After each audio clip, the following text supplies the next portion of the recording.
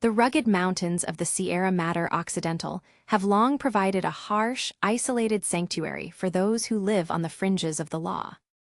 In this remote expanse of northwestern Mexico, nestled within the Golden Triangle region where the states of Sinaloa, Chihuahua, and Durango converge, lies the small, impoverished rural community of La Tuna. It was here, amidst the steep, sun-baked canyons, rocky hillsides, and sparse vegetation, that Joaquín Archivaldo Guzmán Loera was born.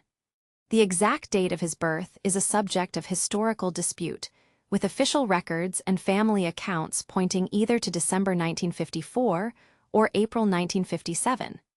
What is indisputable, however, is the profound impact that the unforgiving environment of La Tuna had on his formative years. Life in La Tuna during the mid-20th century was defined by extreme isolation and biting poverty. The community lacked basic infrastructure, electricity, and paved roads, leaving its residents entirely at the mercy of a rugged geography that made traditional agriculture extraordinarily difficult. Joaquín grew up in a modest household headed by his father, Emilio Guzmán Bustillos, and his mother, Maria Consuelo Loera Perez. Emilio was a cattle farmer and a modest agricultural laborer, but the rocky soil yielded little sustenance, plunging the family into a constant struggle for mere survival. Within this modest homestead, Joaquín was one of several siblings, sharing his childhood with brothers and sisters in a cramped, rustic dwelling constructed of wood and mud. From a very early age, Joaquín experienced the brutal realities of rural poverty. Educational opportunities in La Tuna were virtually non-existent. The local school was rudimentary, offering only basic primary instruction, and many children were pulled out early to assist their families with manual labor. Joaquín attended school for only a few years before leaving to help his father. Day after day, he worked alongside his family tilling rocky plots of land, cutting wood, and tending to meager livestock. The physical toll of this labor was immense, instilling in him a deep-seated resilience, physical stamina, and a quiet, observant demeanor that would characterize his entire life. Yet, despite his hard work, the financial rewards were negligible. The family remained trapped in a cycle of destitution that offered no path upward through legitimate means. In regions like the Sierra Madre, where the central government's reach was faint and economic alternatives were non-existent, the local economy had long adapted to the harsh terrain through illicit cultivation. For generations, farmers in the mountains of Sinaloa had turned to growing opium poppies and cannabis. It was the only crop that could thrive in the arid microclimates of the canyons, and more importantly, command a price high enough to justify the immense logistical challenges of transporting goods out of the isolated highlands. As a young boy, Joaquín did not view the shadow economy through a lens of criminality or moral failing. Rather, he saw it as an inescapable part of daily life. It was simply how people survived, how families bought food, and how communities paid for basic necessities. Growing up in La Tuna meant watching older relatives, neighbors, and acquaintances venture into the hills to tend illegal crops. Joaquín watched as light airplanes landed on clandestine dirt airstrips hacked out of the mountain brush, and as pack mules laden with burlap sacks traversed the winding mountain trails. The local culture deeply romanticized the independent smuggler, the rugged individualist who defied distant authorities in Mexico City to carve out a living from the earth. These figures, often referred to locally as heroes of the Sierra, held a powerful sway over the imaginations of young boys growing up with few role models of success. Joaquín's father, Emilio Guzmán, was himself involved in the local agricultural networks, and like many men in the region, he struggled with the temptations and vices associated with the hard life of the mountains. Family accounts and historical recollections paint Emilio as a stern figure who could be harsh with his children. The domestic environment was frequently tense, driven by the relentless stress of poverty and the volatility of rural life. Seeking an escape from domestic friction and desperate to find a way out of the suffocating poverty of La Tuna, Joaquín began looking beyond his father's struggling farm at a very young age. By his early teens, Guzmán had made the pivotal decision to strike out on his own. Leaving the immediate confines of his family's home, he began taking on independent labor within the burgeoning regional drug trade. Initially, his tasks were small and peripheral, carrying small bundles of cannabis on foot through mountain passes, keeping watch on remote trails, or helping process raw materials. These early experiences provided him with an intimate, first-hand education in the geography of the Sierra Madre, teaching him every hidden ravine, secret trail, and natural hideout that would later prove invaluable to his survival and operational success. Working in the Sierra was physically punishing and perilous. The mountain trails were treacherous. Temperatures swung wildly from scorching heat during the day to freezing cold at night, and the threat of law enforcement patrols or rival factions loomed constantly. Yet, Guzmán adapted rapidly. He was noted by older traffickers for his tireless work ethic, his ability to keep his composure under pressure, and a remarkable knack for organization and detail. Unlike many of his peers who squandered their meager early earnings on alcohol or reckless displays, Guzmán demonstrated a focused ambition and a pragmatic mindset. These formative years in La Tuna and the surrounding mountains forged the foundational traits of Guzmán's character. The isolation taught him self-reliance and deep paranoia, while the economic reality of his upbringing instilled an uncompromising drive to accumulate wealth and power. He learned early on that loyalty in the mountains was transactional, that institutional authority was something to be either evaded or bought, and that survival depended entirely on outsmarting one's rivals.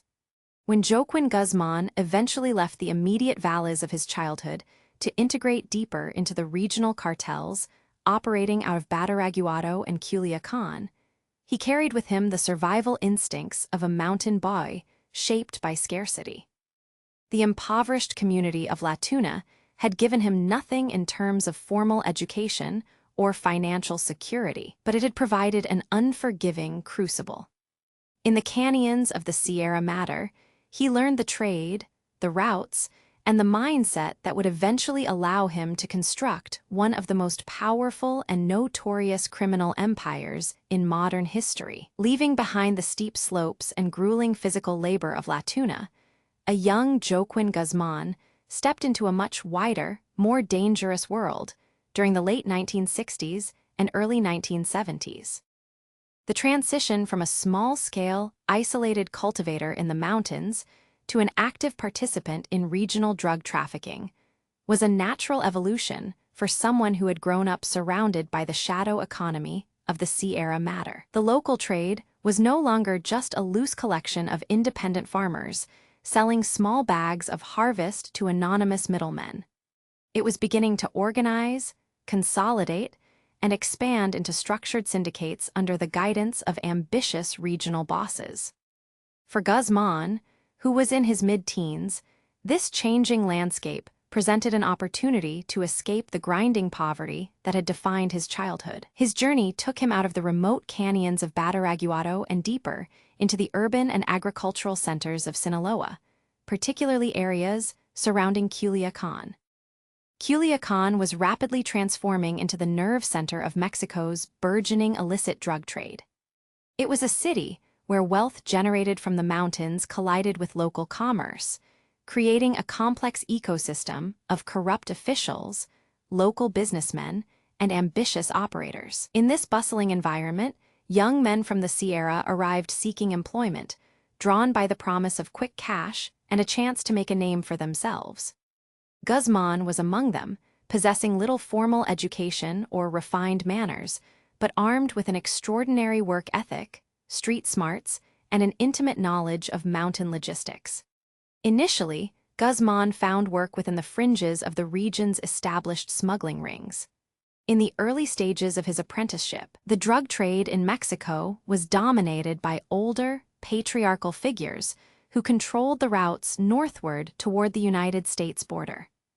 Chief among these early pioneers was Pedro Avilés Pérez, a legendary figure in the history of Sinaloan drug trafficking. Avilés Perez is widely recognized by historians as the first major drug lord in Sinaloa to use airplanes to smuggle large quantities of marijuana and heroin directly into the United States, bypassing the traditional land routes that had limited previous generations of traffickers.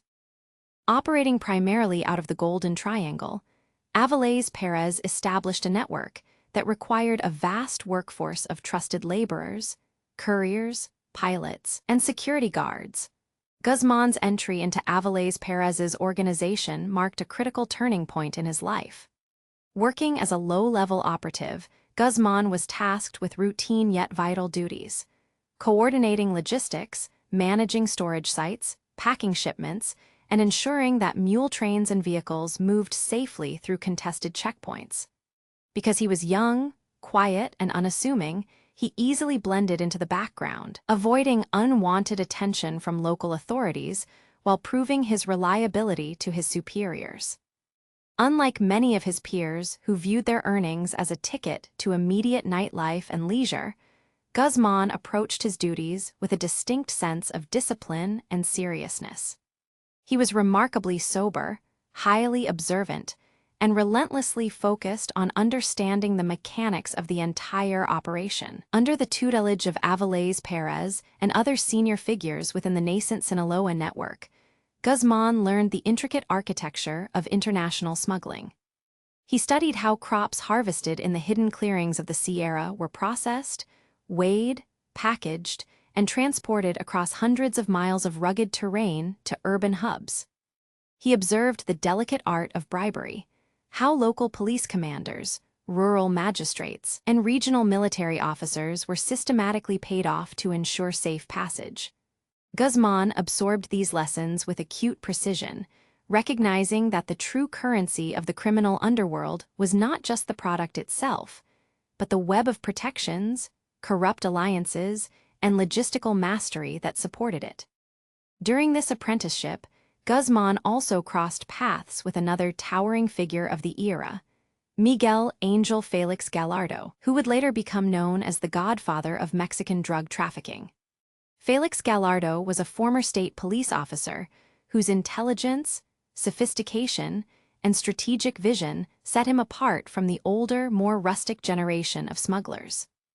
While Avilés Perez provided the muscle and the production base in the mountains, Felix Gallardo understood how to integrate criminal operations with institutional power, banking, and broader political networks. Watching men like Felix Gallardo operate opened Guzman's eyes to a much grander scale of ambition.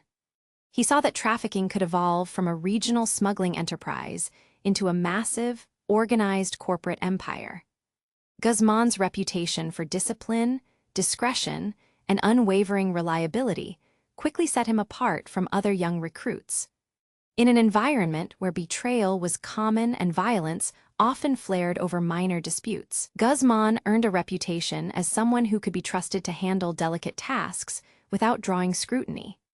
He did not seek out conflict unnecessarily, preferring to solve logistical hurdles through careful planning, quiet negotiation, or financial inducement rather than reckless violence.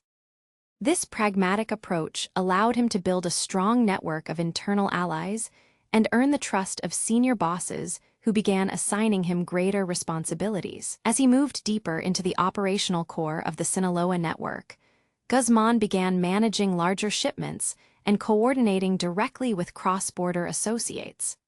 He learned the specific demands of the American market, the importance of timing, and the vulnerabilities of various border crossing points. Every route he mapped, every contact he made, and every corrupt official he dealt with served as building blocks for his future career. He was no longer just a poor farm boy carrying sacks through mountain passes. He was becoming a skilled professional within a lucrative, clandestine industry. The apprenticeship years were not without peril. The mid-1970s marked the beginning of increased federal and military pressure on the drug trade in Sinaloa, spurred partly by shifting political priorities and pressure from the United States government. Operations such as the infamous Operation Condor in the late 1970s, deployed the Mexican military into the mountains to eradicate opium and cannabis fields through aerial spraying and troop deployments. These crackdowns disrupted traditional supply lines, led to the arrest or killing of several key traffickers, and forced criminal networks to adapt rapidly or perish. Amidst this turbulent climate, Pedro Avilés Perez was killed in a shootout with federal police in 1978, a pivotal event that fractured the existing power structure in Sinaloa and created a vacuum at the top of the regional trade. The death of Avilés Perez and the subsequent reconfiguration of power forced surviving operators to choose their allegiances carefully. Veterans like Felix Gallardo, Ernesto Fonseca Carrillo, and Rafael Caro Quintero emerged from the wreckage to form what would eventually become the legendary Guadalajara cartel, uniting various factions across Mexico. Guzmán, having proven his mettle during his years under Avilés Perez, found himself well-positioned in this new era. He had absorbed the best operational tactics of the old guard while forging personal relationships with the rising generation of bosses who would soon dominate the national landscape. By the end of his apprenticeship, Joaquín Guzmán had transformed completely. The quiet, observant teenager from La Tuna had matured into a hardened, highly capable criminal operator with a deep understanding of logistics, corruption, and network building. He had mastered the art of survival in a deadly business and had built a foundation of trust and influence within the underworld. The lessons learned during these formative years in Culiacán and the wider Sinaloan trafficking networks provided the exact blueprint Guzmán needed. He was now fully prepared to step out of the shadows of his mentors, consolidate his own power, and begin constructing the vast criminal enterprise that would eventually make his name a global symbol of illicit empire. Following the collapse of the older generation of traffickers and the shifting alliances that birthed the powerful Guadalajara cartel in the late 1970s and early 1980s, the landscape of Mexican organized crime underwent a massive transformation. Regional operators who had once worked in relative isolation were now integrated into a sprawling, nationwide network of syndicates. Within this rapidly evolving criminal ecosystem, the factions rooted in Sinaloa began to consolidate their influence under a collective banner that would eventually become synonymous with modern drug trafficking. Joaquín Guzmán, having successfully navigated his apprenticeship under Pedro Avilés Perez and aligned himself with rising masterminds like Miguel Angel Felix Gallardo, found himself perfectly positioned to expand his footprint far beyond the borders of his home state. During the early years of this consolidation, the Sinaloa network operated not as a single monolithic entity, but as a tightly coordinated coalition of family clans, trusted lieutenants, and regional bosses. Each faction controlled specific territories, production zones, or transit corridors, sharing resources and logistical capabilities to maximize profits and minimize risk. Guzmán, operating primarily out of Culiacán and expanding outward toward key border locations, quickly demonstrated a unique talent for organizational efficiency. While other traffickers relied heavily on brute force and public displays of dominance, Guzmán focused on the invisible infrastructure of the trade. Complex transportation networks, hidden storage facilities, bribed customs checkpoints, and reliable lines of communication. As the Guadalajara cartel began coordinating large-scale shipments of South American cocaine, partnering with Colombian producers who sought reliable pathways into the lucrative United States market, the demands on regional operators escalated exponentially.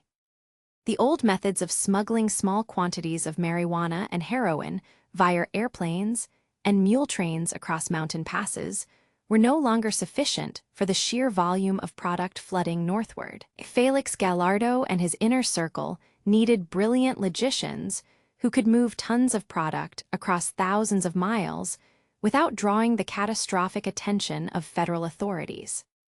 Guzmán rose brilliantly to this challenge, earning the trust of the cartel's supreme leadership by consistently delivering shipments on time and with minimal losses. Guzmán's growing influence within the Sinaloa network was built upon a foundation of meticulous planning and strategic relationship building. He understood that controlling physical territory was useless without controlling the critical choke points along the routes. He forged deep, transactional alliances with local politicians, state police commanders, federal judicial police, and military officials across northwestern Mexico. These weren't merely casual bribes. They were systematic arrangements designed to provide advance warning of military patrols, secure official documents for transport vehicles, and ensure that rival organizations faced immediate institutional hostility while Sinaloa shipments passed unhindered. Within the upper echelons of the emerging Sinaloa network, Guzmán worked closely with other ambitious contemporaries who would shape the destiny of Mexican cartels for decades. Figures such as Ismael Zambada Garcia, commonly known as El Mayo, shared Guzmán's pragmatic approach to criminal enterprise. Unlike leaders who craved public attention or political office, Guzmán and Zambada operated with a quiet, business-first mentality. They viewed the drug trade as a corporate supply chain that required constant optimization, risk management, and reinvestment of capital. This shared vision allowed them to build a resilient, decentralized network capable of surviving the loss of individual leaders. The expansion of the Sinaloa network into an international trafficking machine was also driven by technological and logistical innovations pioneered during this era. Under Guzmán's direct supervision, the organization began experimenting with advanced methods of concealment and transport. They utilized specialized compartments in commercial trucks, constructed hidden underground tunnels beneath the United States-Mexico border, and eventually invested in high-speed maritime vessels and small aircraft capable of evading radar detection. Guzmán personally inspected staging areas, tested routes, and vetted every recruit who handled cross-border logistics, ensuring that operational security remained uncompromised. However, this rapid growth and accumulation of immense wealth inevitably drew the attention of ambitious rivals and law enforcement agencies. The broader cartel network was fraught with internal tensions, as different regional factions vied for control of the most profitable border plazas, particularly Tijuana and Ciudad Juárez, while Felix Gallardo attempted to maintain order by dividing the country into distinct operational zones or plazas managed by different trusted lieutenants. The sheer volume of money involved made conflict inevitable. Guzmán found himself navigating a treacherous web of shifting loyalties, where a miscalculated alliance could result in a bloody turf war. Despite these mounting pressures, Guzmán continued to strengthen his operational independence within the broader Sinaloa framework. He established his own direct contacts with Colombian cartels, bypassing traditional middlemen and securing cheaper, purer supplies of cocaine. This direct sourcing gave him a massive competitive advantage over rival factions, allowing him to undercut competitors while increasing his profit margins. He used these profits to expand his workforce, reward loyal associates generously, and acquire state-of-the-art communication equipment that kept his operations several steps ahead of investigative authorities. The transformation of the Sinaloa network from a loose association of mountain cultivators into a sophisticated international syndicate marked the true arrival of Joaquín Guzmán as a major criminal figure. He was no longer just a reliable coordinator executing orders from senior bosses. He was a foundational pillar of the enterprise itself, controlling crucial territory, managing billions of dollars in illicit revenue, and commanding an army of loyal operatives. The networks, routes, and alliances he forged during this critical period laid the unbreakable bedrock for the global empire he would command in the decades to follow, forever altering the geopolitical landscape of international drug trafficking. Following the rapid expansion of the Sinaloa network and Joaquín Guzmán's rise as a central figure in international logistics. The shifting alliances of Mexican organized crime began to fracture under pressure from both domestic and foreign law enforcement.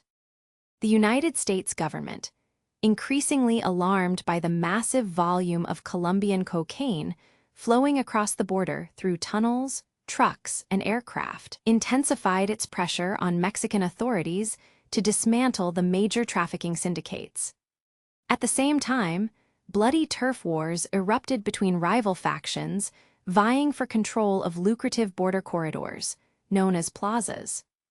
Guzmán found himself navigating a dangerous landscape where rival cartels and ambitious law enforcement officials alike targeted his operations. Despite his careful cultivation of corrupt officials and his sophisticated methods of concealment, the net was closing in around him. By early 1993, tensions within the criminal underworld reached a boiling point, culminating in high-profile acts of violence that shocked Mexican society and forced the government to launch an unprecedented manhunt. The most dramatic flashpoint occurred at the international airport in Guadalajara in May 1993, where a violent confrontation between rival gunmen resulted in the tragic death of Cardinal Juan Jesus Posadas Ocampo. The murder of a high-ranking Catholic prelate created a massive public outcry, demanding immediate and decisive action from the administration of President Carlos Salinas de Gortari. Federal forces were mobilized on a nationwide scale, and law enforcement agencies turned their full attention toward capturing the leaders of the major cartels, with Guzmán prominently placed at the top of the most wanted list. Recognizing that the mounting pressure in Mexico made remaining in his usual strongholds dangerously unpredictable, Guzmán decided to flee south across the international border into Central America. Traveling with a small group of trusted associates and relying on forged identification documents, he sought refuge in Guatemala, hoping to lie low until the intense police scrutiny in Mexico subsided. However, his movements did not go unnoticed by international intelligence networks. Mexican federal police, working in close coordination with Guatemalan authorities and aided by intelligence tips, tracked Guzmán to a hotel near the border town of San Marcos. On June 9, 1993, law enforcement agents closed in on the location, ending his months of evasion without firing a shot. The arrest of Joaquín Guzmán was heralded by the Mexican government as a monumental victory in the war against drug trafficking. Media outlets broadcast images of the captured kingpin, flanked by police officials, presenting the event to the public as proof that no criminal was above the law. Shortly after his capture in Guatemala, Guzmán was formally extradited back to Mexico to face serious federal charges, including drug trafficking, criminal association, and bribery. He was placed under heavy guard and transferred to the maximum security Alborea facility before being moved to the Federal Social Readaptation Center No. 1, better known as Altiplano, and later to the Puente Grande Maximum Security Prison in the state of Jalisco. Yet, the reality of Mexico's prison system at the time stood in stark contrast to the official narrative of rigorous confinement and justice.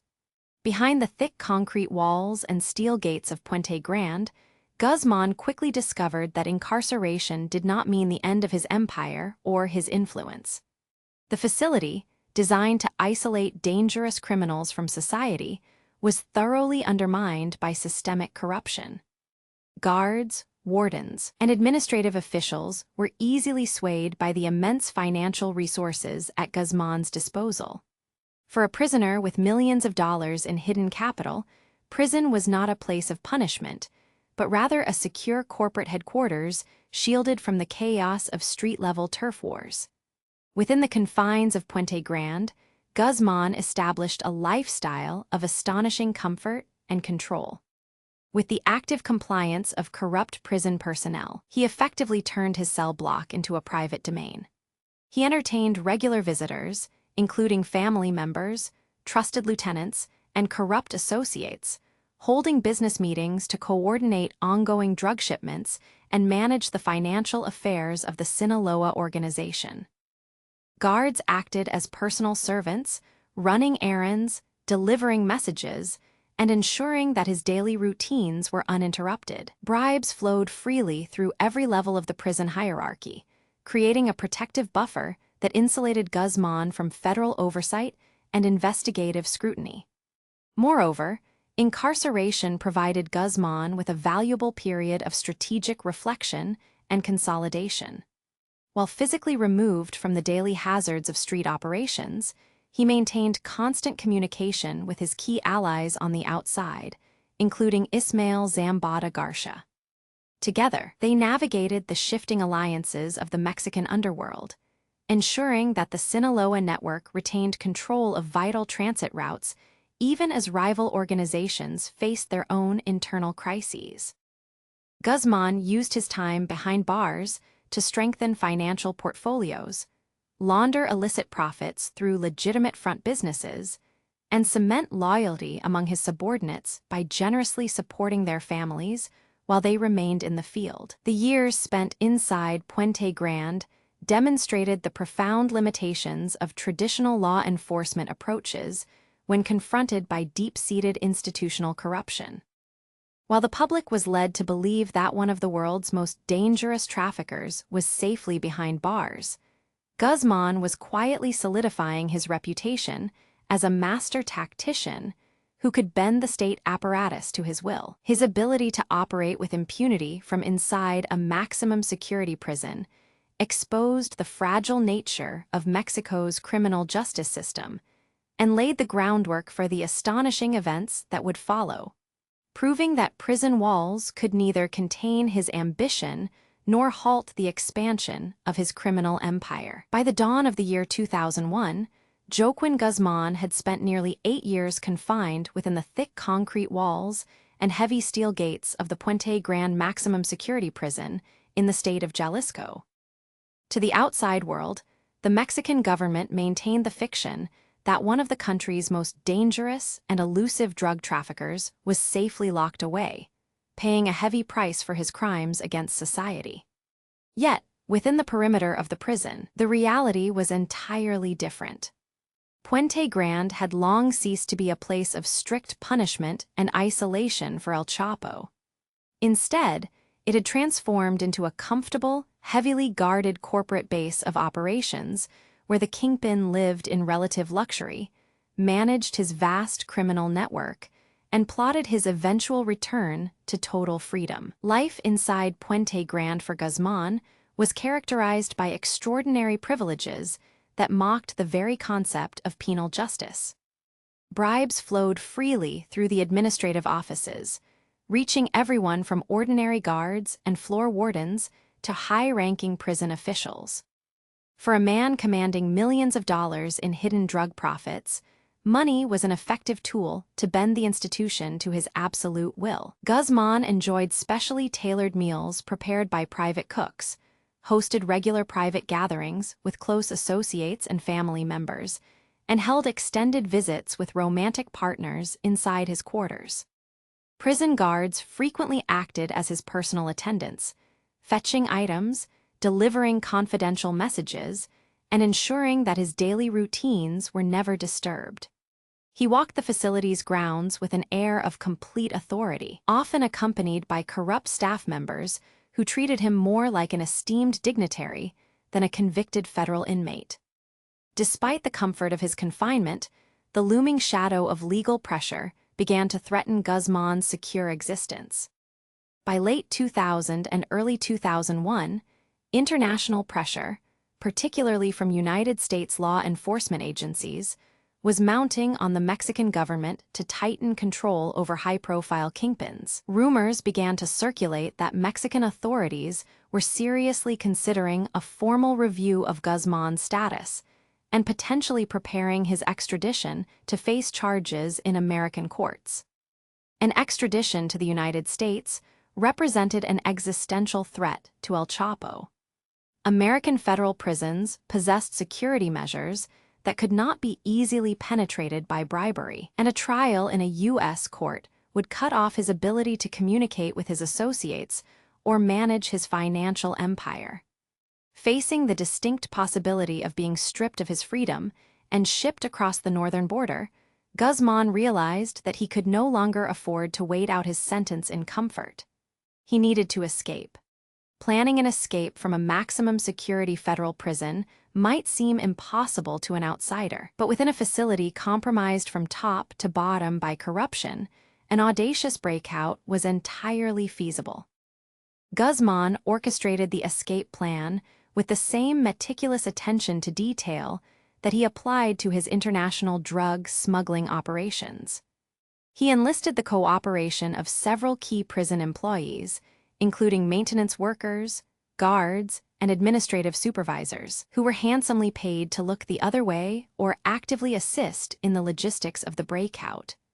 The central figure in executing the plan was Francisco Javier Camberos Rivera, commonly known as El Chapo, a prison laundry worker who had been bought off by Guzmán's vast financial resources. El Chapo and other co-conspirators were entrusted with the delicate task of moving the world's most wanted fugitive past multiple security checkpoints without raising immediate suspicion. On the night of January 19, 2001, the carefully orchestrated plan was put into motion. Contrary to popular urban legends that would later grow around the event, such as claims that Guzmán was smuggled out hidden inside a large industrial laundry cart, subsequent official investigations and witness testimonies revealed a much more calculated method involving direct internal assistance and cooperation from corrupt staff. As evening settled over Puente Grande, the regular routines of the prison shifted into a quiet lull.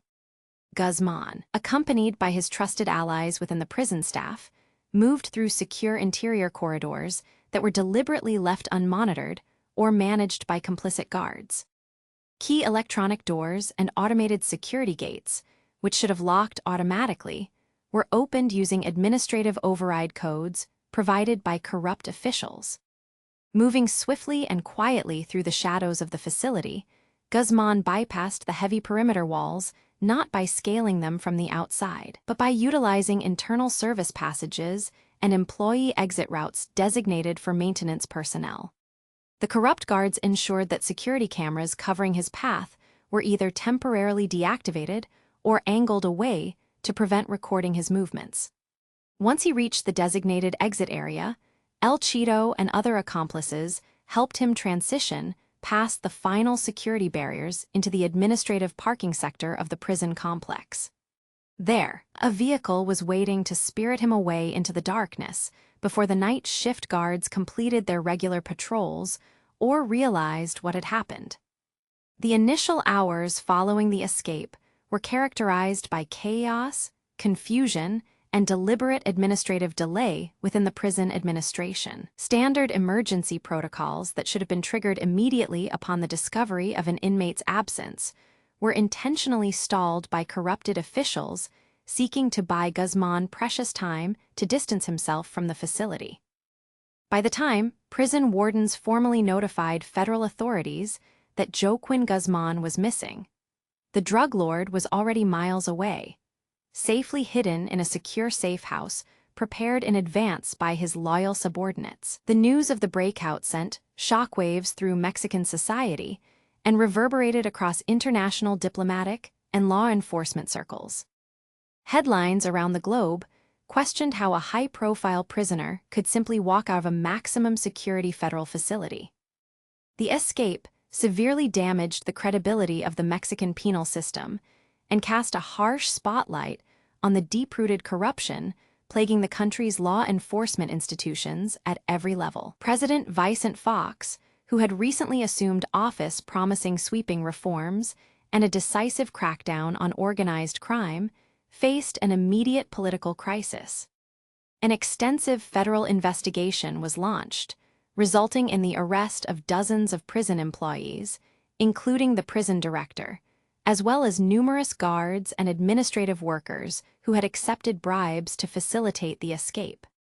For Joaquín Guzmán, however, the successful breakout marked a monumental personal triumph that instantly elevated him from a powerful regional cartel leader into a larger-than-life folk hero in Mexican criminal folklore. The daring escape cemented his mythology as an untouchable figure who could outsmart governments, corrupt entire institutions, and manipulate the apparatus of the state to serve his own ends. Emerging back into the outside world as a fugitive once more, Guzmán did not waste time celebrating. Stepping back into the shadows, he immediately re-established direct command over the expanding Sinaloa network, reuniting with trusted partners like Ismael Zambada Garcia. With his freedom secured and his empire waiting for his return, El Chapo prepared to expand his international trafficking operations to unprecedented heights, entering a new decade more powerful, more ambitious, and more dangerous than ever before. Following his stunning escape from the Puente Grande maximum security prison, in January 2001, Joaquín El Chapo Guzmán did not merely return to the criminal underworld. He stepped back into a landscape ripe for unprecedented expansion. Freed from the physical constraints of incarceration, Guzmán immediately reunited with his top lieutenant and close ally, Ismael El Mayo Zambada Garcia.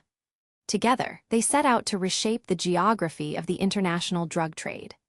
The years that followed marked the transformation of the Sinaloa organization from a powerful regional cartel into a truly global trafficking empire, a vast transnational enterprise whose reach extended far beyond the borders of Mexico and the United States, touching nearly every continent on Earth.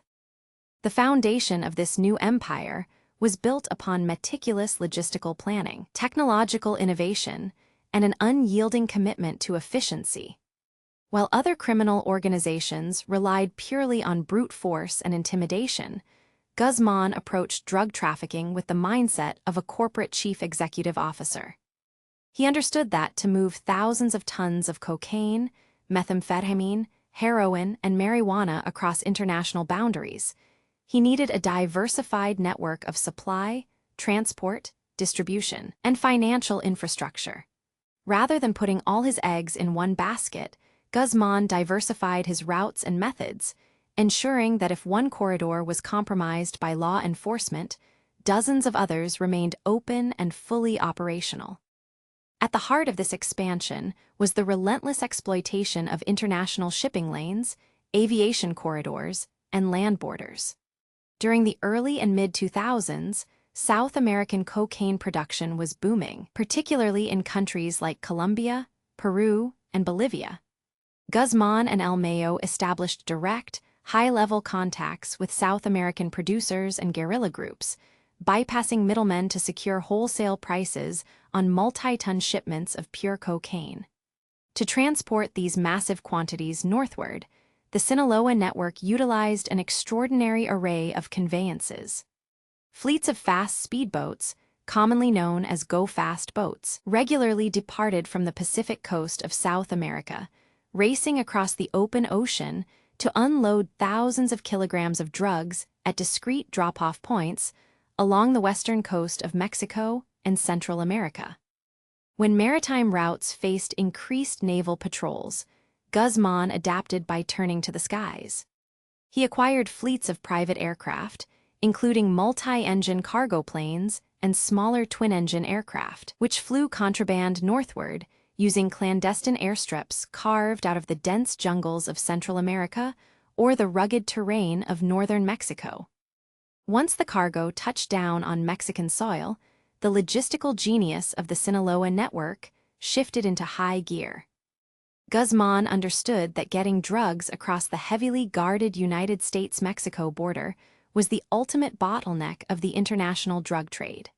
To overcome this obstacle, his organization pioneered and perfected some of the most sophisticated smuggling techniques in criminal history. The cartel invested heavily in engineering marvels, constructing deeply buried, professionally ventilated cross-border tunnels equipped with electricity, rail systems, and hydraulic lifts. These tunnels bypassed border checkpoints entirely, connecting warehouses in Mexican border cities like Tijuana and Mexicali to safe houses on the American side in places like San Diego, California. At the same time, Guzmán utilized conventional commercial traffic on an industrial scale. Hidden compartments engineered inside tractor-trailers, cargo containers, fuel tankers, and commercial buses carried millions of dollars worth of narcotics across official ports of entry every single day, blending seamlessly into the massive flow of legitimate international commerce regulated by the North American Free Trade Agreement. As the volume of drugs entering the United States exploded, so did the distribution footprint of the Sinaloa organization. Guzmán did not attempt to control every street corner in American cities himself. Instead, he forged strategic alliances and distribution partnerships with established street gangs, wholesale distributors, and independent cells operating in major metropolitan hubs across the United States. From Los Angeles and Chicago to New York, Atlanta, and Phoenix, the Sinaloa network supplied local dealers with a steady, reliable stream of product. Chicago, in particular, emerged as a critical inland distribution hub for Guzmán's empire. Through trusted operatives, the cartel established a near monopoly on the wholesale supply of narcotics to the Chicago area, turning the city into a vital node in their North American supply chain. The sheer scale of this operation meant that tons of narcotics were continuously moving through a sophisticated supply network, generating billions of dollars in revenue. The accumulation of wealth that accompanied this global expansion was staggering. The business of moving multi-ton shipments of narcotics generated mountains of cash, creating a massive financial puzzle for Guzmán and his associates. How to launder billions of dollars in illicit profits and reintroduce them into the legitimate global financial system without attracting the attention of tax authorities and international financial watchdogs. To solve this, the Sinaloa cartel built a sophisticated money laundering apparatus that rivaled the capabilities of major international financial institutions. Money was moved through a labyrinth of shell companies, front businesses, real estate holdings, and commercial enterprises. Couriers carried bulk cash across borders in hidden compartments of vehicles, while others utilized wire transfers, exchange houses, and trade-based money laundering schemes involving commercial goods. Guzmán poured millions into legitimate businesses, including construction firms, agricultural companies, fisheries, and real estate developments in Mexico, effectively blending his criminal proceeds with the legal economy. Yet, the true hallmark of Guzmán's empire without borders was not just its logistical reach or financial might, but its profound adaptability in the face of shifting global markets. As the demand for synthetic drugs began to rise in the mid-2000s, Guzmán quickly recognized that the future of the drug trade extended beyond traditional plant-based narcotics like cocaine and marijuana. He directed his organization to pivot toward the production and distribution of methamphetamine and synthetic opioids. The cartel established clandestine superlabs in remote regions of Sinaloa, Durango, and Michoacán, importing precursor chemicals from Europe, India, and China through corrupt customs channels at major Mexican seaports like Manzanillo and Lázaro Cárdenas. By controlling the entire supply chain from raw chemical import to finished synthetic product, Guzmán captured massive shares of the emerging synthetic drug markets in the United States and Canada. This era of unbridled expansion also required managing a delicate balance of alliances and conflicts with other criminal organizations across Mexico. In the years immediately following his escape, Guzmán worked to consolidate power within a loose confederation known as the Federation, which brought together major capos from Sinaloa, Juarez, and Sonora. This cooperative framework allowed different factions to share smuggling corridors, intelligence, and resources, minimizing costly internal conflicts while maximizing profits. Guzmán positioned himself as a pragmatic diplomat within this alliance, often using his vast wealth and influence to mediate disputes and maintain a working peace among rival factions. However, Maintaining an empire of this magnitude was an inherently violent enterprise. While Guzman preferred negotiation and bribery over open warfare whenever possible, he did not hesitate to unleash devastating force when his territory, supply lines, or family members were threatened. The cartel maintained private security forces, well-armed, highly trained enforcement wings equipped with military-grade weaponry, tactical gear, and encrypted communication systems. These enforcers protected shipments, guarded territory, and eliminated rivals or traitors who posed a threat to the organization's stability. The sheer presence of these armed cells cast a long, intimidating shadow over entire regions of Mexico, enforcing a climate of fear and compliance where local law enforcement and political authorities were either co-opted by corruption or rendered completely powerless.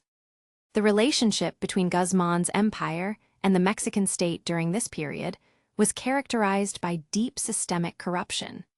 Billions of dollars in drug profits served as a universal lubricant, greasing the wheels of municipal, state, and federal institutions.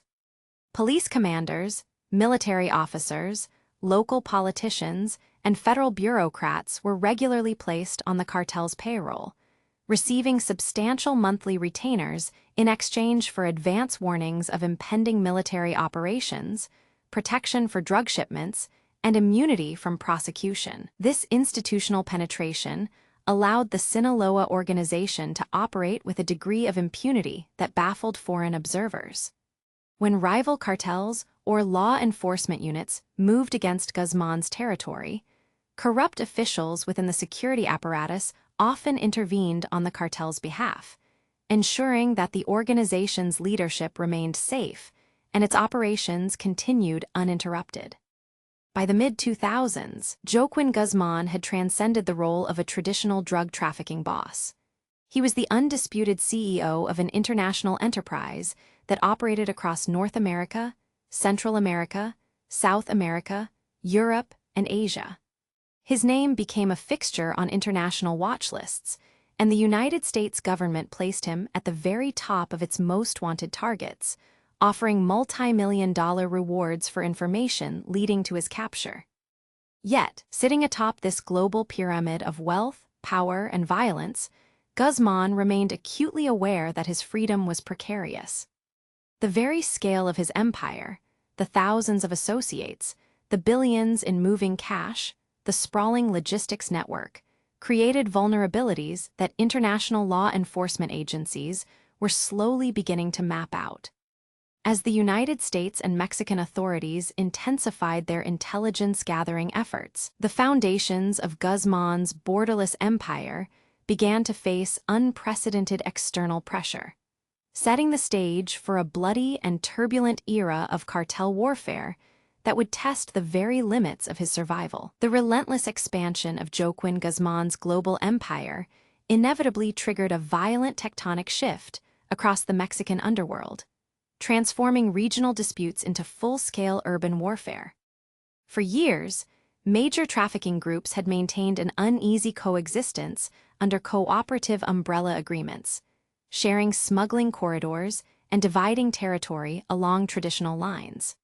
However, as the Sinaloa organization aggressively pushed its boundaries outward, seeking absolute dominance over every major transport hub and border crossing, the delicate balance of power fractured. The resulting struggle for territory, survival, and supremacy initiated one of the bloodiest chapters in modern Mexican history, placing Guzmán directly at the center of an escalating cycle of multi-cartel conflict. The first major rupture in the fragile peace occurred in the mid-2000s, fracturing relationships with former allies who viewed the unchecked growth of the Sinaloa network as an existential threat. Among the most critical flashpoints was the bitter rivalry that erupted with the Juarez cartel, historically controlled by the Carrillo Fuentes family, over control of the highly lucrative Ciudad Juarez border plaza.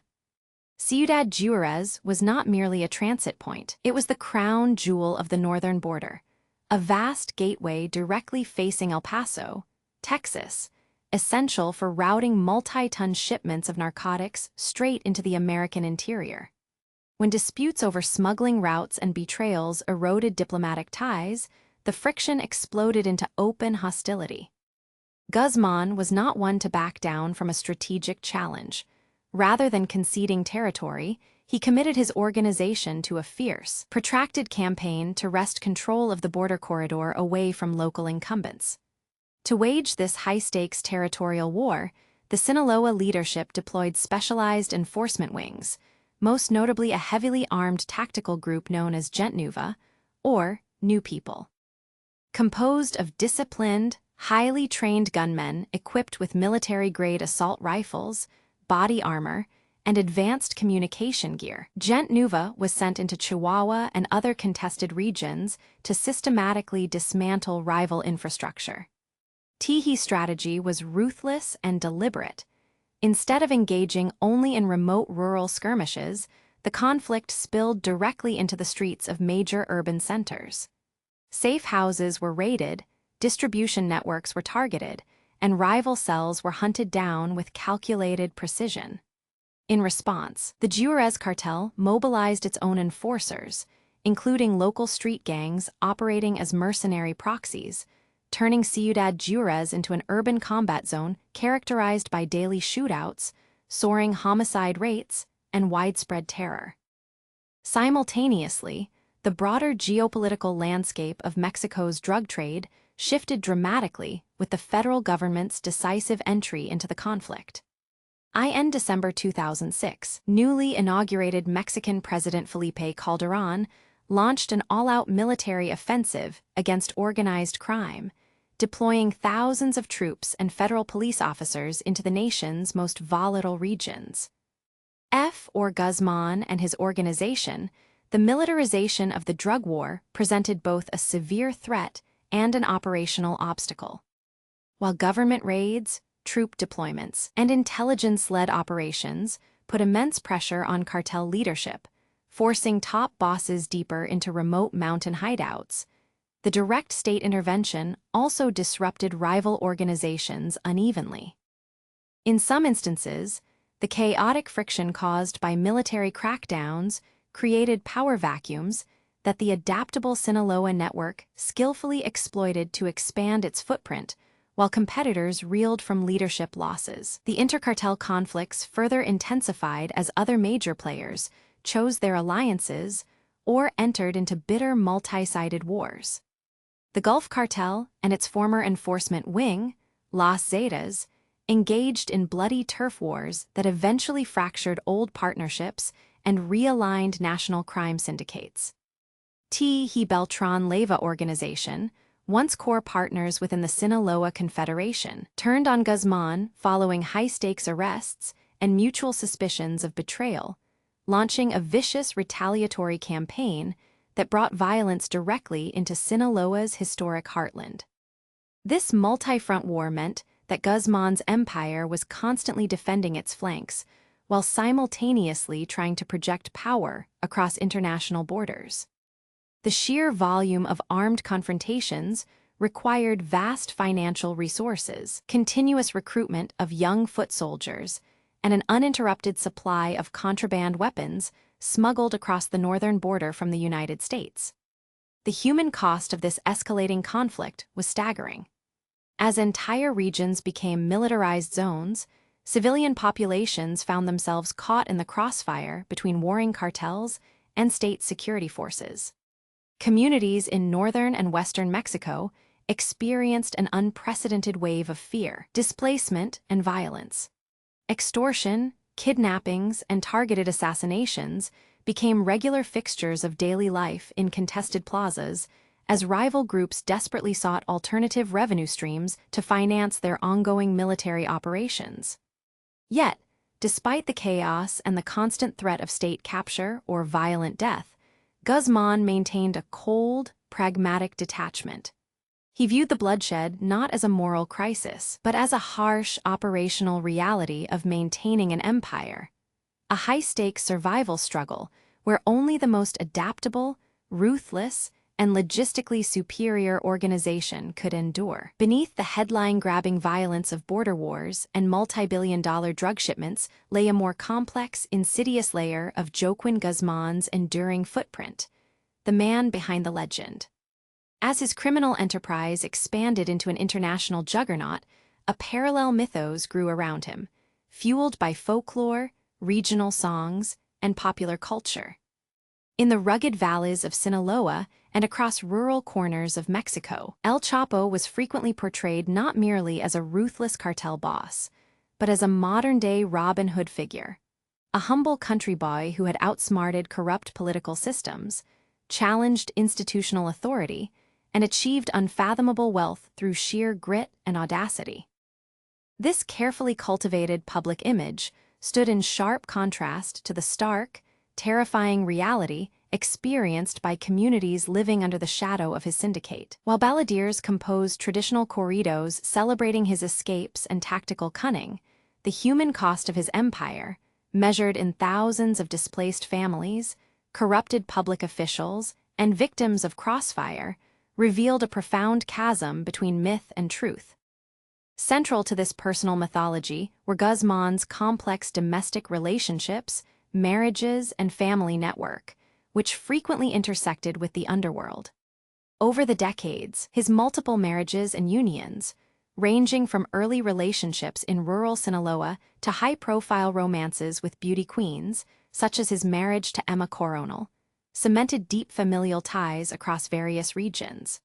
For his partners and children, life was defined by extreme luxury insulated by armed guards, juxtaposed with the constant, paralyzing paranoia of betrayal, military raids, and surveillance.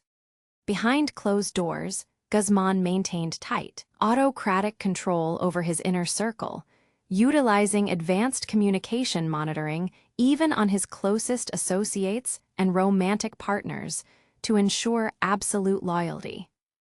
Yet, despite the facade of an untouchable patriarch, his family was repeatedly pierced by the violence he unleashed. The assassination of his son Edgar in 2008 served as a grim reminder that even the inner sanctum of the Guzmán family could not escape the bloody tides of the cartel wars. Publicly, Guzmán played a calculated game with his persona, shifting fluidly between the invisible fugitive hiding in inaccessible mountain crags and the folk hero whispered about with a mix of awe and terror. When captured or cornered, he frequently projected an air of calm, pragmatic compliance, minimizing his public footprint while maximizing his behind-the-scenes influence through bribery and intimidation. Yet, the myth began to heavily outweigh the man. Every legendary escape or clever evasion transformed him into a global symbol of criminal defiance, obscuring the grim structural corruption that allowed his organization to function with impunity. By examining the man behind the legend, it becomes clear that Guzmán's greatest creation was not merely his trafficking network, but the durable illusion that he was an unstoppable force of nature, masking a legacy built entirely on bloodshed, coercion, and human suffering. For 13 long years, Joaquín Guzmán had slipped through the fingers of international law enforcement with the skill of a ghost. Since his dramatic escape from Puente Grande prison in a laundry cart in 2001, El Chapo had built an elusive reputation. He moved through the rugged mountain ranges of the Golden Triangle, where Sinaloa, Durango, and Chihuahua meet, surrounded by a loyal private army, protected by a network of corrupt officials, and warned by sophisticated local intelligence systems long before any military convoy could reach his hideouts. To the outside world, he seemed entirely untouchable, a phantom king operating in plain sight.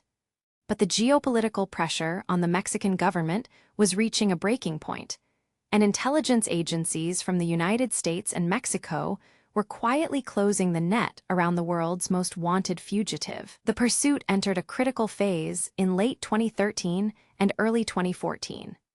U.S. law enforcement agencies, including the Drug Enforcement Administration and Immigration and Customs Enforcement, shared real-time intelligence with specialized units of the Mexican Navy, known as the Marina. Unlike other branches of law enforcement that had long been compromised by cartel infiltration, the Mexican Navy had earned a reputation for operational integrity and ruthless efficiency. They began targeting Guzman's inner circle, arresting close associates, couriers, and financial operators. Each arrest chipped away at El Chapo's protective barrier, forcing him to abandon his remote mountain sanctuaries and venture closer to urban centers, believing he could blend into the coastal rhythm of Sinaloa's largest port city. By February 2014, Guzman had established a temporary base of operations in Mazatlan, a popular tourist destination and bustling port on the Pacific coast. He felt secure behind the walls of the Miramar condominium building, a modest yet comfortable multi-story complex located right along the scenic Malecon.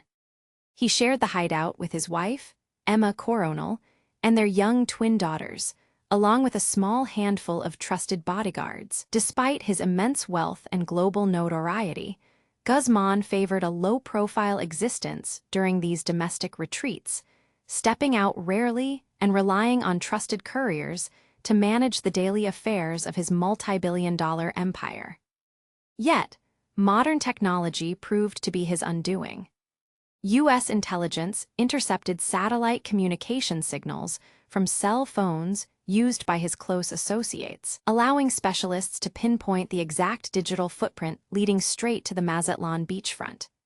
In the pre-dawn hours of February 22, 2014, the final operation unfolded with military precision. Heavily armed Mexican Marines moved through the dark streets of Mazatlan, quietly surrounding the Miramar condominium complex before the city had even fully awakened. There was no massive firefight, no cinematic shootout in the streets, and no time for elaborate defenses. The element of surprise was total. Marines scaled gates, secured perimeter positions, and breached the apartment doors before Guzman or his guards could react or reach their weapons. Inside the apartment, El Chapo was caught completely off guard, waking up in the custody of the very state forces he had evaded for over a decade.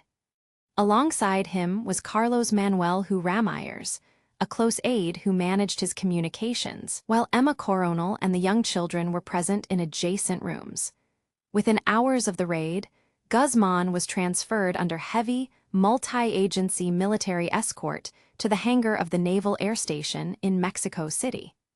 Before being handed over to federal prosecutors and placed before media cameras, authorities allowed a brief, highly controlled press presentation.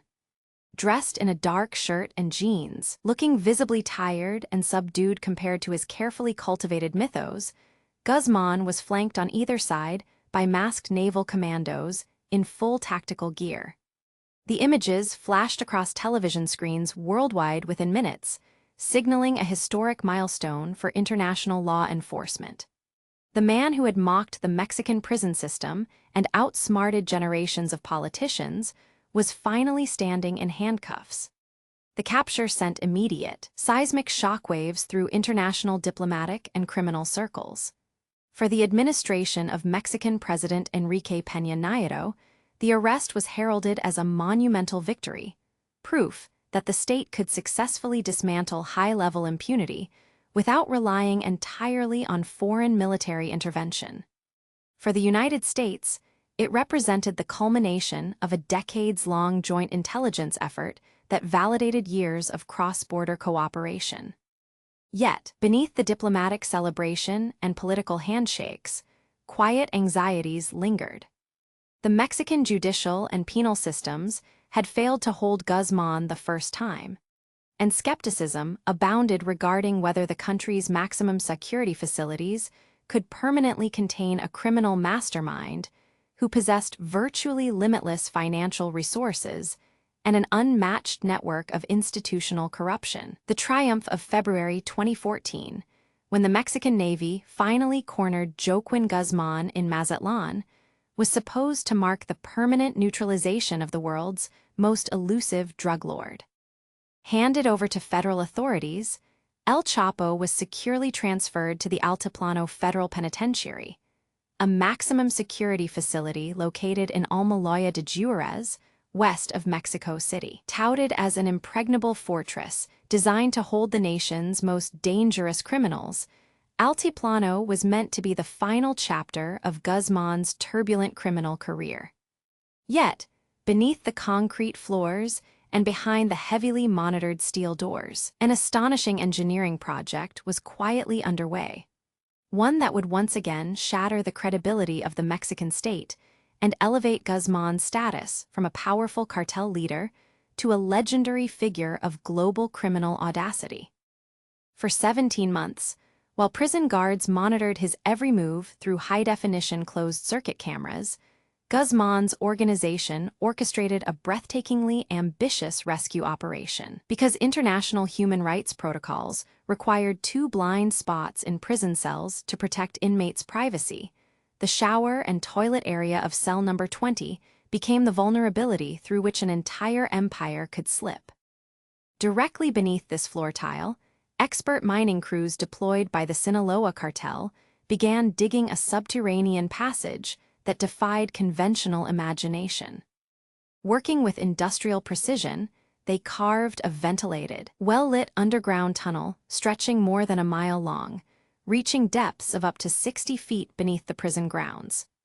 The passage was equipped with synthetic PVC piping for oxygen distribution, electric lighting powered by a heavy-duty generator, and an ingenious motorcycle rigged to rails to haul away tons of excavated rock and transport heavy digging equipment.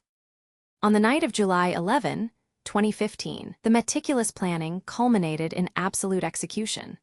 At approximately 8:52 p.m., surveillance footage captured Guzmán pacing near his bed before walking behind the low privacy wall of his shower area. He removed his GPS tracking bracelet, dropped through a rectangular opening measuring roughly 20 by 20 inches, cut directly into the concrete floor, and descended into the dark.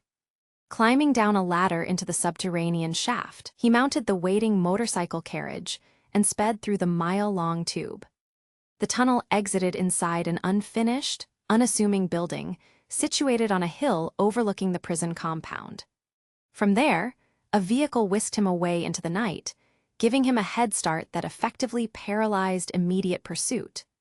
When guards finally realized he was missing during a routine check, the ensuing alarm triggered a massive national and international crisis. The discovery of the illuminated, sophisticated tunnel shocked investigators and exposed staggering levels of institutional corruption and administrative negligence.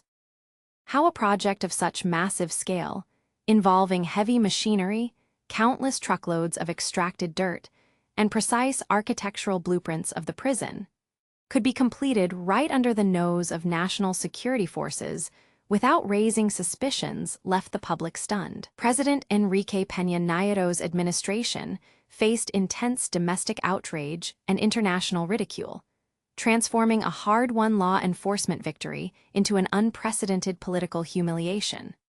For millions around the world, the 2015 prison break cemented El Chapo's mythos not merely as a ruthless cartel boss, but as a phantom who could outwit governments, pierce the thickest prison walls, and mock the rule of law with absolute impunity. The humiliation of the Altiplano prison break in July 2015 forced the Mexican government into a corner.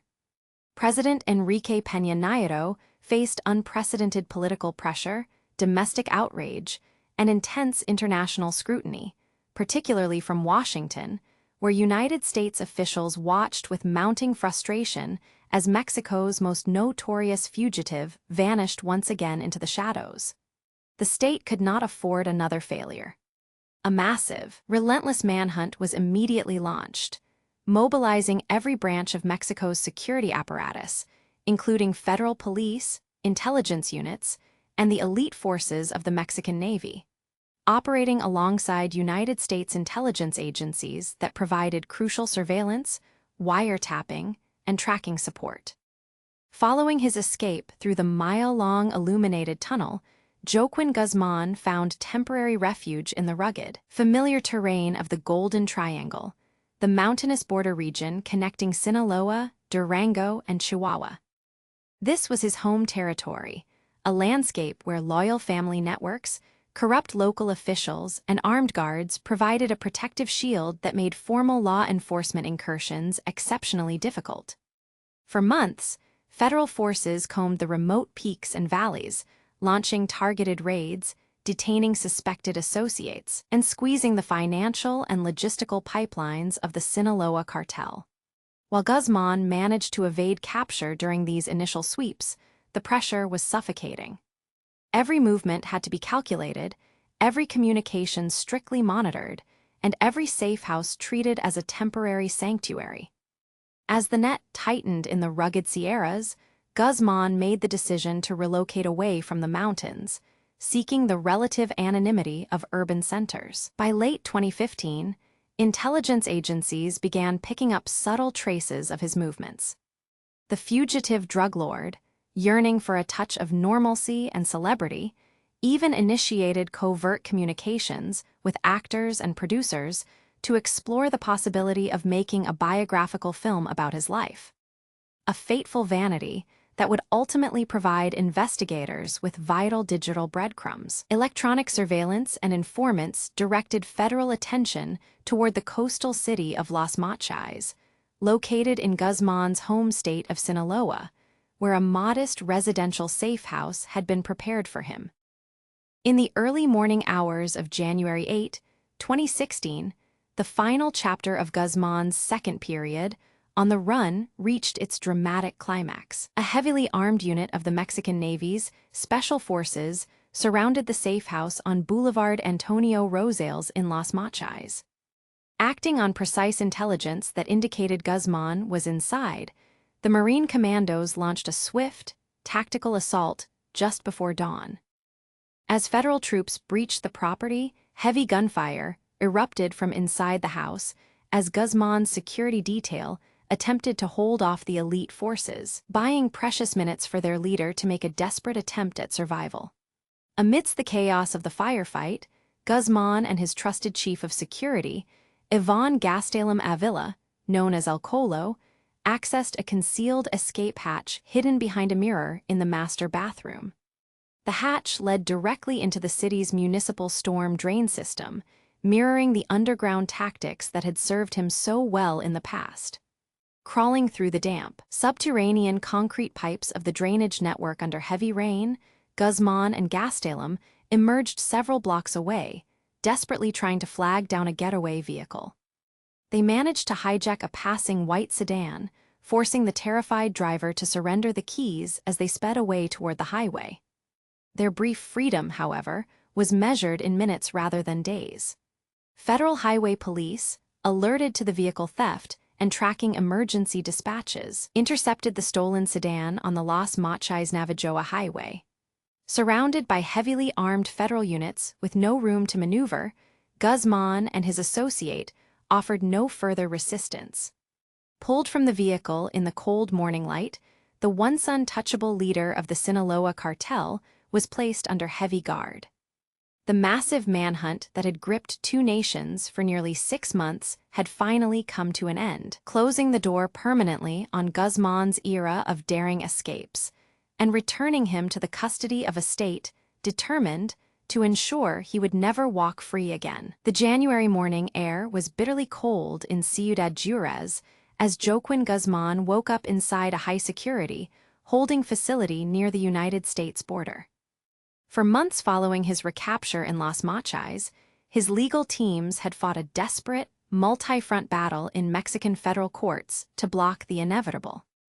They filed injunctions, appealed to magistrates, and warned of executive overreach, attempting to stall a process that had become a top-tier diplomatic and security priority between Mexico City and Washington. But the political calculus under President Enrique Peña Nieto had fundamentally shifted.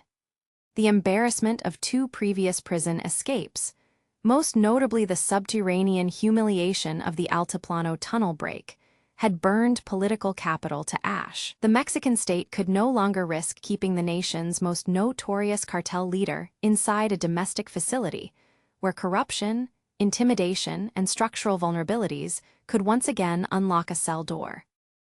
On January 19, 2017, the Fifth Appellate Criminal Court in Mexico City finally rejected the last remaining legal protections sought by Guzmán's defense, clearing the path for an immediate transfer. The machinery of extradition, long resisted by successive Mexican administrations wary of national sovereignty concerns, swung into rapid motion. Federal authorities did not wait.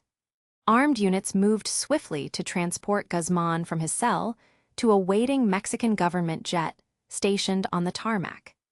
Handed over directly to the custody of United States law enforcement agents, including representatives from the Drug Enforcement Administration, Homeland Security Investigations, and the Department of Justice, Guzmán was boarded onto the aircraft.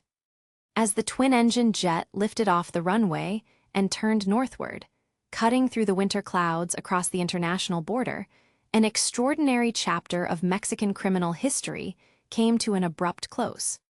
He was no longer merely a fugitive of the Mexican Sierras or a corruptible inmate managing a syndicate from behind local prison bars. He was now entirely under the jurisdiction of the American federal judiciary. The flight path traced a direct route toward Long Island MacArthur Airport in Islip, New York, where federal security forces had established an unprecedented perimeter. When the plane touched down under the cover of the January evening, a heavily armored motorcade awaited on the tarmac, surrounded by tactical vehicles, local police units, and federal marshals. The logistics of his arrival required the temporary shutdown of major regional arteries, including sections of bridges and highways leading toward New York City, reflecting the immense security precautions demanded by a prisoner of his stature. Guzmán was transferred under strict isolation to the Metropolitan Correctional Center in Lower Manhattan, entering a fortress-like environment designed to completely sever his communication with the outside world. For decades, his power had rested on an endless reservoir of capital, the subversion of institutional authorities, and the physical mobility that allowed him to slip through cordons, bribe wardens, and engineer architectural marvels to escape captivity.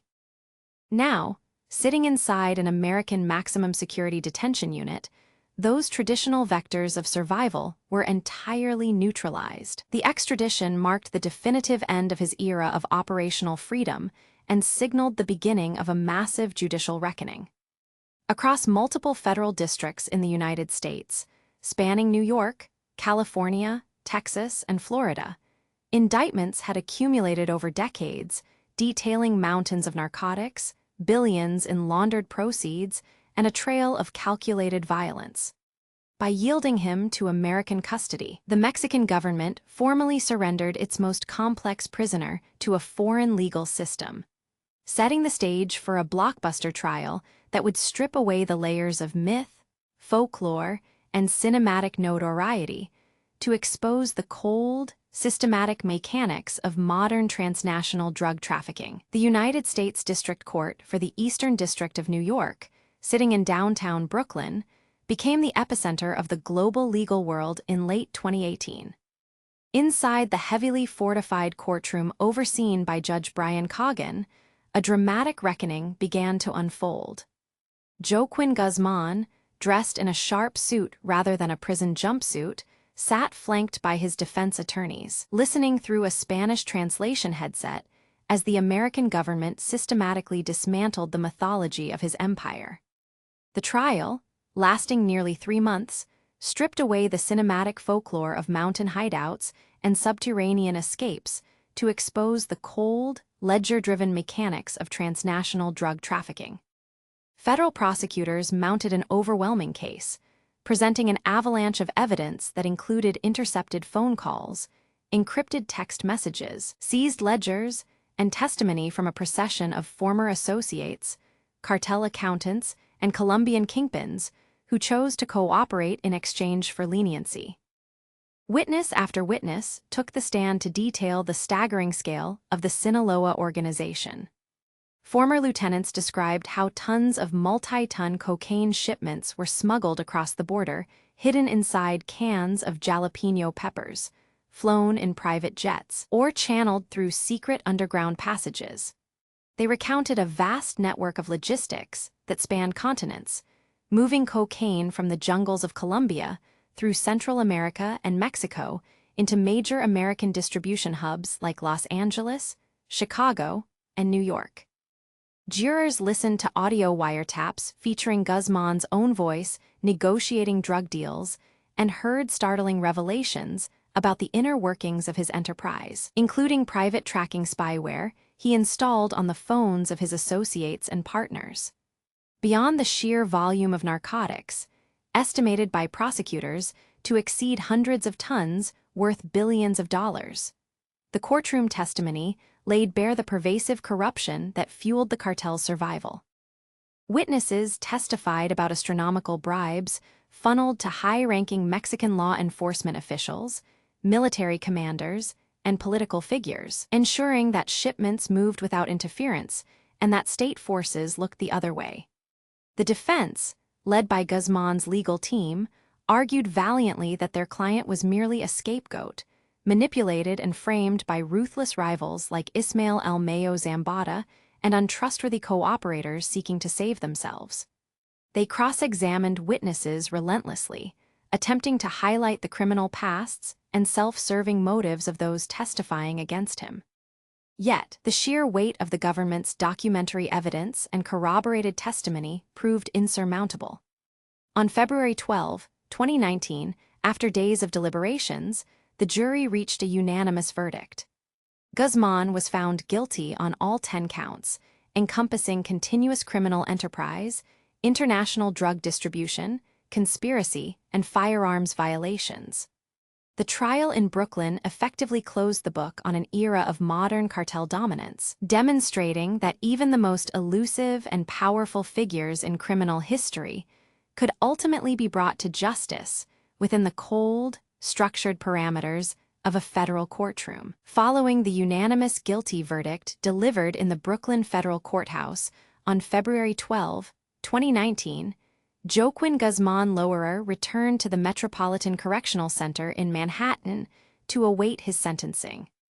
For months, the legal teams sparred over post-trial motions and technicalities, but the outcome of the judicial process was a foregone conclusion. The 10 counts for which Guzmán was convicted, ranging from leadership of a continuous criminal enterprise to international narcotics distribution, conspiracy, and weapons offenses, carried mandatory statutory penalties that guaranteed he would spend the remainder of his natural life behind bars. The myth of the invincible mountain lord, the phantom who could slip through prison walls and vanish into the rugged topography of Sinaloa, had finally collided with the immutable architecture of the American federal penitentiary system. On July 17, 2019, Judge Brian Cogan formally sentenced Guzmán to life imprisonment plus an additional 30 years. During the sentencing hearing, the judge addressed the immense human toll of the crimes, noting the mountains of drugs, the rivers of money, and the devastating trail of violence, corruption, and addiction that had accompanied the rise of the Sinaloa Federation. Prosecutors also sought and secured a forfeiture order of $12.6 billion, representing the estimated proceeds of his international drug empire over decades of operation. Although the United States government never recovered the vast majority of this staggering sum, due to its dispersal across shell companies, offshore accounts, and hidden assets around the globe, the financial penalty underscored the corporate scale of the enterprise Guzmán had commanded. With the legal proceedings concluded, the question of where the legendary fugitive would be housed became a matter of maximum security concern. Given his history of engineering brazen escapes from maximum security institutions in Mexico, including the 2001 breakout from Puente Grande and the 2015 subterranean tunnel escape from the Altiplano prison, American authorities left nothing to chance. Guzmán was designated for transfer to United States Penitentiary, Administrative Maximum Facility, commonly known as ADX Florence, located in the remote, high-desert mountains of Colorado. Often called the Alcatraz of the Rockies, ADX Florence is designed for the most dangerous, incorrigible, and high-risk inmates in the federal system. Its architecture is an exercise in total isolation and sensory deprivation, engineered specifically to prevent communication, conspiracy, or escape. Upon his arrival at ADX Florence, Guzmán's world shrank to a stark, poured concrete cell measuring roughly 7 by 12 feet. Inside this fortress of steel and stone, he was subjected to special administrative measures, known as SAMs. These stringent protocols cut off almost all contact with the outside world. Guzmán was barred from interacting with other prisoners, denied access to general recreation yards in the traditional sense, and prohibited from making phone calls or receiving unmonitored visits. His meals were slid through a small slot in his heavy steel door. For 23 hours a day, he remained confined to his cell, with a single hour permitted in an indoor, cage-like recreation room designed to prevent any visual contact with the outside landscape or other inmates. The man who had once moved freely between luxury hideouts, commanded private fleets of aircraft, and dictated terms to politicians and law enforcement officials across multiple nations, was reduced to a silent shadow in a concrete box. While Guzmán sat in solitary confinement in the Colorado desert, the empire he had spent decades building did not simply vanish, nor did the violence associated with it subside. The structure of the Sinaloa Federation adapted to the vacuum left by his arrest, extradition, and conviction. Rather than collapsing into immediate ruin, the organization decentralized. Leadership fractured into a complex coalition and rivalry between remaining old guard figures, such as Ismael Zambada Garcia, and Guzmán's own sons, known collectively as Los Chapitos. This generational transition sparked internal friction and volatile turf wars within Mexico, as rival cartels like the Jalisco New Generation cartel aggressively challenged Sinaloa's dominance across key trafficking corridors and ports. The international drug market that Guzmán helped pioneer continued to evolve unabated as well. The methods he refined, utilizing complex shipping logistics, corrupt networks, and industrial-scale transport, became the blueprint for modern transnational crime. Yet, the nature of the trade shifted beneath the feet of the old traffickers. The synthetic opioid crisis, driven largely by the mass production and importation of fentanyl, began to overshadow traditional plant-based narcotics like cocaine and heroin. The Sinaloa organization adapted swiftly to these shifting economic realities, proving that the corporate machinery Guzmán engineered was built to outlast its founder. The legacy of Joaquín Guzmán Loera remains a complex and dark chapter in modern history, defined by a stark paradox between pop culture myth and brutal reality. In popular culture, corrido folk ballads, television series, and internet lore transformed El Chapo into a Robin Hood-like folk hero who defied the state and outsmarted global law enforcement. This romanticized version of his life resonated in impoverished rural pockets of Sinaloa, where the cartel often filled the role of infrastructure provider, employer, and protector in the absence of effective state governance. Yet, this carefully cultivated image masked a catastrophic human cost. The mountains of cash and international notoriety were built upon a foundation of relentless bloodshed, widespread corruption that weakened democratic institutions in Mexico, and the destruction wrought by addiction across communities in the United States and beyond. The story of El Chapo's rise from the dirt roads of La Tuna to the supermax cells of Florence stands as a definitive study of ambition, power, and the ultimate limits of criminal enterprise. It demonstrated that even an empire forged through billions of dollars, immense violence, and elaborate underground tunnels could eventually be dismantled by relentless investigative work, international cooperation, and the unyielding machinery of the law. As the years passed, Guzmán faded from the active headlines of the drug trade, existing now as a permanent resident